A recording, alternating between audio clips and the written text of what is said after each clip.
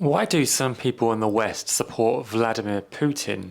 I'm going to try and answer that today. People sometimes develop a strong connection or a relationship with an ideology or a country or the country's leader that is not their own.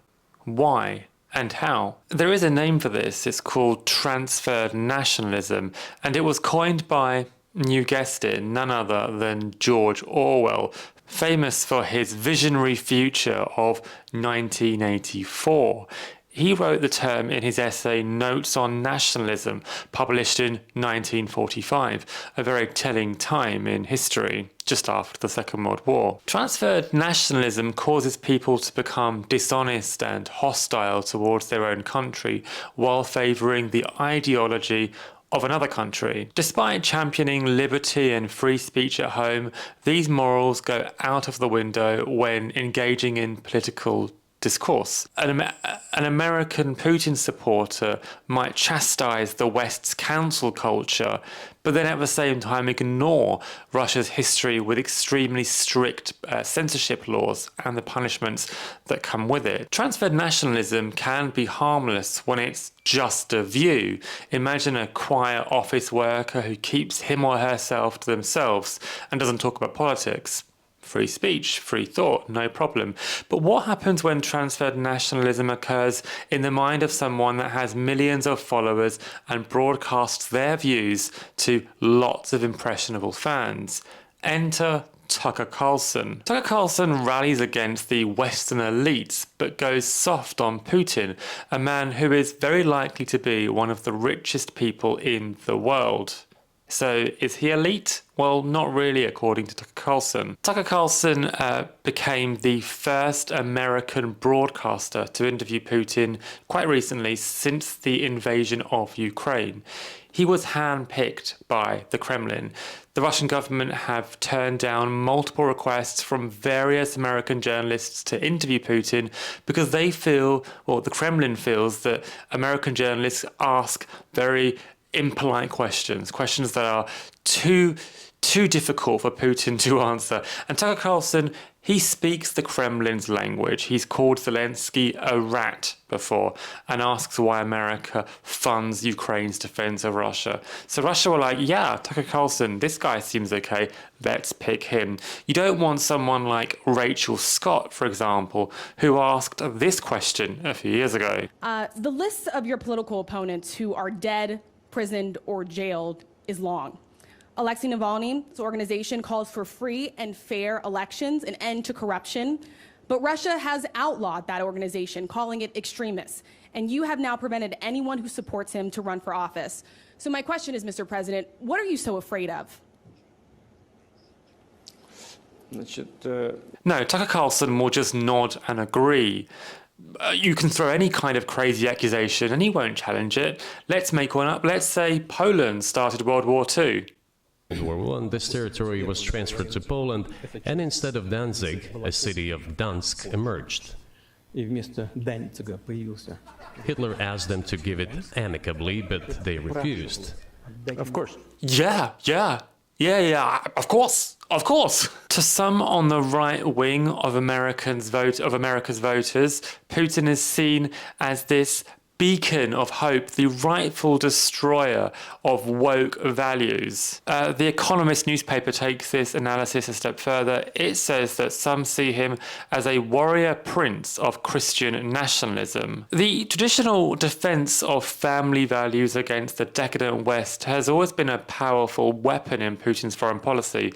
He is more than just anti-woke. He champions closer relationships between the church and state, something that has gone out of fashion in the UK in the last few hundred years, and something that is an existential threat to many Americans in the present day. The resurgence of these views, traditional views from the past, gives hope to those that have been left behind in the West, those that can't find jobs, those that can't find a partner or get married or have children or start a family. They may see hope in what Putin talks about as he blames the West for those Western ideals for people's problems. And when a man like Tucker Carlson broadcasts these views to millions of people, it's a numbers game. Some will listen. But it's not just Tucker Carlson. You can find pro-Russian views across social media. You can find it on Facebook, TikTok, Twitter, YouTube. It's all there. Written in English on an English-speaking platform from an English-speaking country. Viewers of English descent will be told that English is not the way forward. Transferred nationalism is a really important weapon for Putin right now. He was supposed to take Ukraine in just a few days, don't forget. It is now, as I'm recording this, the second year anniversary of Ukraine's invasion. And one of the reasons this invasion has taken so long is because of the meddling, Putin says, of various countries supplying weapons and defense to Ukraine, one of the big players being America. America have funded an absolute fortune towards Ukraine. And Russia knows this needs to stop if it wants to take Ukraine successfully. And so Russia's war is no longer a military war. It is an information war. If it can stop the weapons coming in from America to Ukraine, it can then continue its special military operation. Tucker Carlson gave an interview to Vladimir Putin quite recently in which Putin reeled off an alternative history about Russia. And Tucker Carlson nodded and listened. But Putin was talking to two audiences. He was talking to Americans, of course, to make them understand that Russia owned Ukraine in Putin's eyes. But he was also talking to a Russian audience who would have watched the entire 2 hours without skipping, like us impatient Westerners. And that was a different message he was trying to convey. The long, boring history of Russia was to remind Russians of the Russian history of always standing up to imperial powers. We've always been knocked down. We've always fought against stronger elites. And we're doing it again in Ukraine. We're fighting not Ukraine, we're fighting the Western elites. We're fighting NATO. It's a spiritual war.